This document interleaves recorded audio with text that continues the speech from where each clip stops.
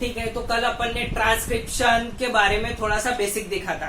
तो आज अपने को जो पॉइंट स्टार्ट करना है वो है ट्रांसक्रिप्शन। ये बहुत बार पेपर में पूछा हुआ है, ठीक है। सबसे पहले अपन उसकी क्या देखेंगे, डिफाइन।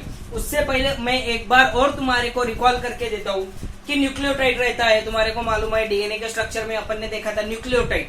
समझो ये एक न्यूक्लियोटाइड है, ये दूसरा न्यूक्लियोटाइड है, ये तीसरा न्यूक्लियोटाइड है, ये चौथा न्यूक्लियोटाइड है। ये बहुत सारे न्यूक्लियोटाइड एक दूसरे को क्या है, अटैच है।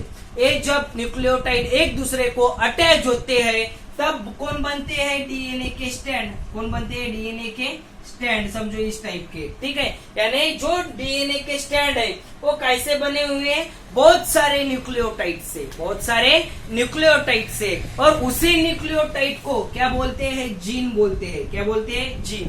इसलिए ये सेकंड वाला पॉइंट मैं पहले तुमको क्लियर करके देता हूँ। ये सेकंड वाला पॉइंट, ये जो फर्स्ट वाला पॉइंट है ये डायरेक्ट ट्रांसक्रिप्शन की डिफाइन है। लेकिन ये सेकंड वाला पॉइंट देखो, क्योंकि मैंने यहाँ पर अभी तुमको बताया है कि डीएनए के स्टैंड में डीएनए इज अ पॉलीमर है। डीएनए कैसा है, पॉलीमर। यानी बहुत सारे न्यूक्लियोटाइड एक दूसरे को अटैच होके कौन बना है, डीएनए।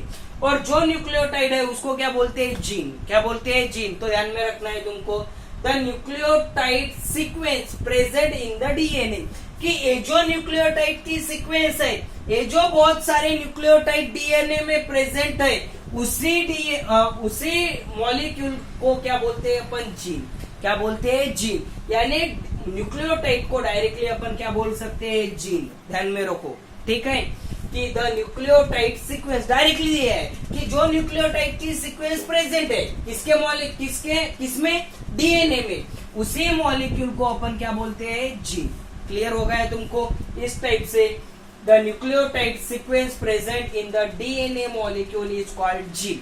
तुम्हारे को जीन की डिफाइन क्लियर हुई है, ठीक है। अब डायरेक्टली अपन ऐसा ही बोल सकते हैं, जीन यानी डीएनए, क्योंकि वो डीएनए का बहुत छोटे छोटे पार्ट है, ठीक है। यानी न्यूक्लियोटाइड है।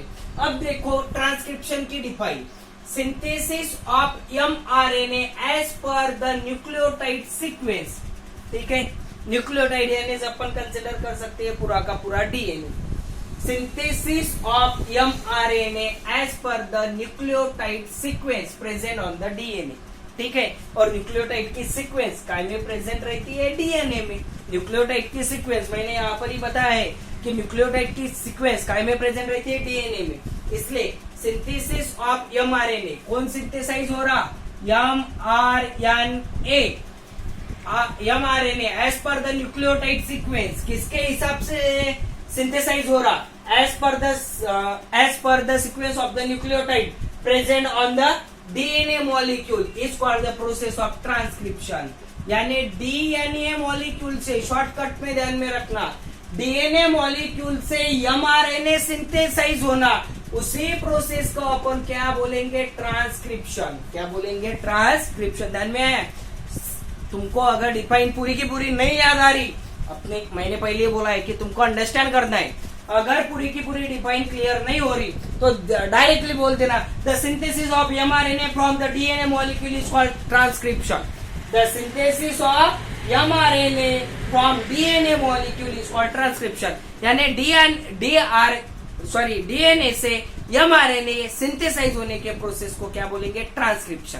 क्लियर हो गया। और वो किसके हिसाब से होता है, जिस टाइप की न्यूक्लियोटाइड की सीक्वेंस प्रेजेंट रहेगी, as per the nucleotide sequence present on the DNA. यानी जिस टाइप की न्यूक्लियोटाइड की सीक्वेंस डीएनए में प्रेजेंट रहेगी, उसी टाइप से कौन फॉर्म होगा, एमआरएनए। क्लियर हो गया। इस टाइप का ए अगर तुम्हारे को ध्यान में नहीं आ रहा, नहीं बोला तो भी चलेगा, डायरेक्टली बोल दिया तुमने, synthesis of mRNA from the DNA molecule is called as transcription. Clear हो गया। यानी डीएनए मॉलिक्यूल से एमआरएनए प्रोड्यूस होने के प्रोसेस को अपन क्या बोलेंगे, ट्रांसक्रिप्शन। उसके बाद the nucleotide sequence present in the DNA molecule, the nucleotide sequence present in the DNA molecule is called gene. यानी डीएनए में जो भी न्यूक्लियोटाइड की सीक्वेंस रहती है उसको क्या बोलते हैं अपन, जीन। क्लियर हो गया। अब देखो ये थर्ड वाला point, 2 point I think clear होंगे, अगर नहीं तो प्लीज ग्रुप पे पूछो।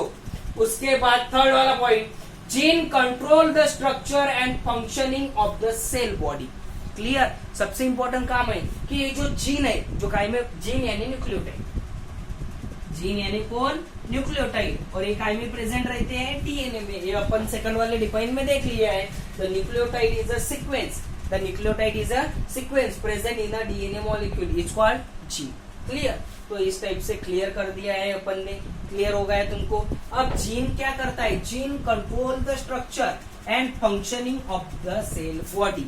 जो भी अपना सेल रहता है, हर एक सेल में कौन रहता है, न्यूक्लियस, न्यूक्लियस में रहते हैं क्रोमोजोम, क्रोमोजोम में रहते हैं डीएनए, और डीएनए पे कौन रहते हैं, जीन। यानी उस सेल का जो स्ट्रक्चर और फंक्शन है, किसका, ये सेल बॉडी का, इसको सेल बॉडी बोलेंगे अपन, वो सभी का सभी कौन कंट्रोल करता है, जीन कंट्रोल करता है। कौन कंट्रोल करेगा, जीन कंट्रोल। क्लियर। अब ये हो गया थर्ड पॉइंट। अब फोर्थ वाला पॉइंट दिया है, information required for the synthesis of protein store in the gene.